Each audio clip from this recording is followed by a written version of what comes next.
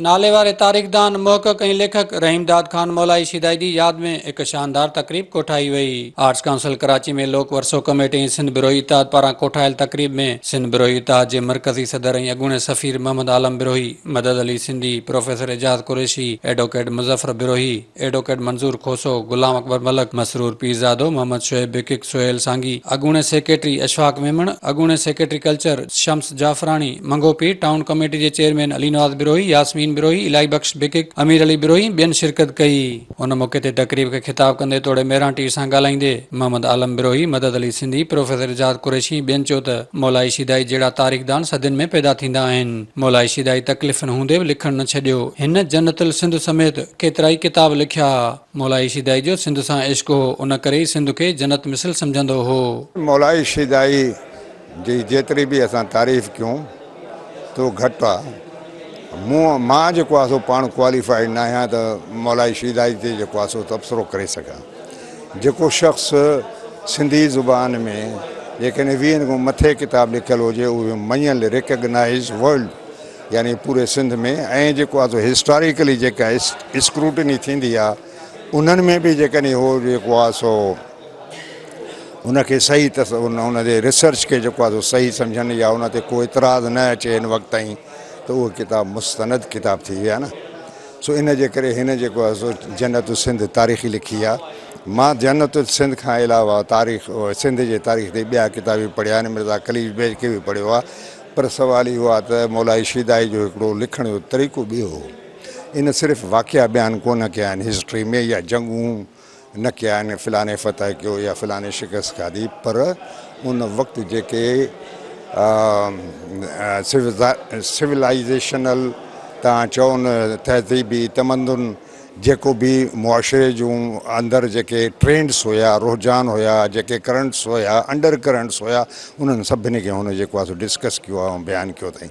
सो इन जे करे मां इन तारीख़ खे वधीक जेको आहे सो कॉम्प्रिहेंसिव थो सम्झां, वधीक जामे थो सम्झां सिंध जे बारे में।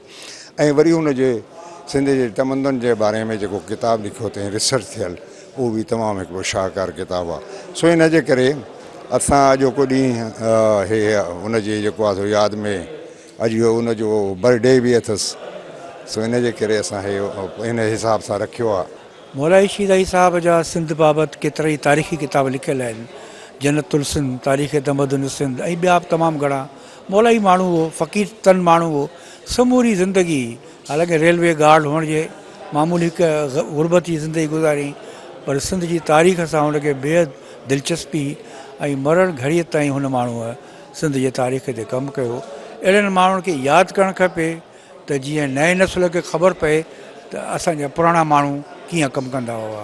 मूंखे ख़ुशी आहे त अॼु असां हुनखे यादि करियूं पिया ऐं हुन बाबति जेको बि ॻाल्हायो वेंदो ऐं उन जा जेके रहियल किताब आहिनि उन बाबति पिणु असीं वास्तेदार इदारनि खे गुज़ारिश कंदासीं त हुन जा किताब शाया कया वञनि।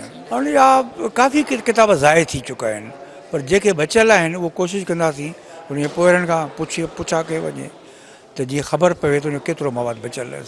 साईं इहो मौलाई शिदाई मुंहिंजे नज़र में सिंध जे चंद वॾनि माण्हुनि मां हिकिड़ो हुयो जेके पंहिंजो तारीख़दान हुआ।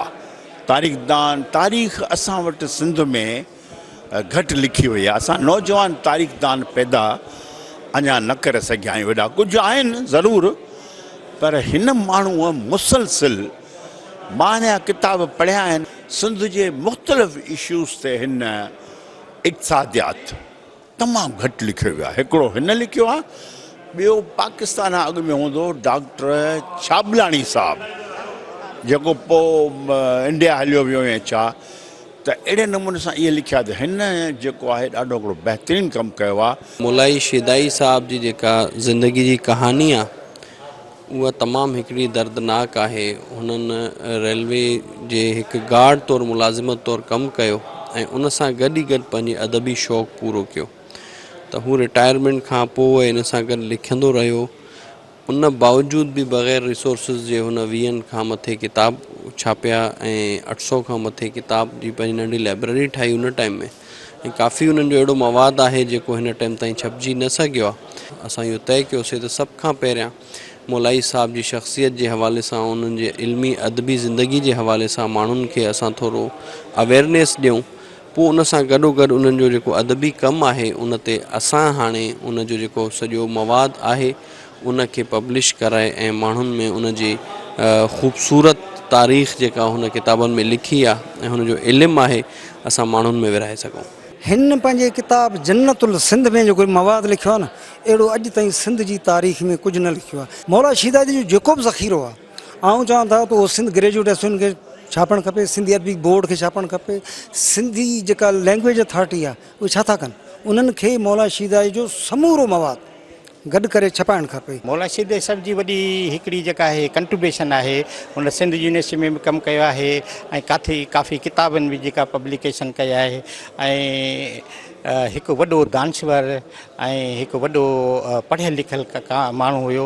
हुनजो जेको मैसेज आहे या जेको थीम आहे पंहिंजे क़ौम जे लाइ न, उन थीम खे अगरि माण्हू पढ़े ऐं सोचे ऐं उन जी राह ते हले न त असांजी सिविल सोसाइटी में तमामु बहितरी थी सघे थी। मौलाई शीदादी साहब जो वॾो कमु आहे, ख़ासि तौर ते तारीख़ जे हवाले सां हुनजो काफ़ी कमु अञा आहे जेको मंज़र आम ते न आयो आहे, छपिजी न सघियो आहे। त मुंहिंजी न सिर्फ़ु हुनजे ख़ानदान, छा आहे त हू माण्हू सिर्फ़ु हिकिड़े ख़ानदान जो न आहे, उहो सॼी सिंध जो आहे, त सिर्फ़ु ख़ानदान बि उन में रोल प्ले करे, पर सिंध जा जेके ॿिया अदबी तालीमी इल्मी इदारा आहिनि उन्हनि खे पिणु उन कम खे हथ में वठणु घुरिजे ऐं उहो छपाइणु घुरिजे। मौलाई शीदादी साहब मां सम्झां थो त घणपड़ माण्हू हो, हुन वॾी तहक़ीक़ कई, तहक़ीक़ करण खां पोइ हुन सिंध जी तारीख़ खे मुरतब कयो आहे ऐं मां सम्झां थो हुन मुख़्तलिफ़ किताबनि जा मुताला कया आहिनि जेके उन में साईं ॿुधाया आहिनि, उन हवाले सां उन सिंध जी तारीख़ खे ॿुधायो वियो आहे। हूअं बि हिकिड़ी तव्हांखे मां कंदे त तारीख़ जेको लिखंदो आहे उन ते तनक़ीद बि थींदियूं आहिनि, उन ते तहक़ीक़ बि थींदी आहे, अहिड़ी तरह साईं जी किताबनि ते बि तहक़ीक़ बि थी आहे। मुक़ररनि सिंध हुकूमत तोड़े लाॻापियल इदारनि खां घुर कई त मौलाई शीदादी जूं सिंध लाइ वॾियूं ख़िदमतूं आहिनि, उन करे खेसि शमसुल उलमा जो लक़ब ॾियण सां गॾु संदसि अणछपियल मवाद किताबी शक्ल में आंदो वञे। कैमरामैन आसफ अली सां वकार शहर, मेहरान न्यूज़, कराची।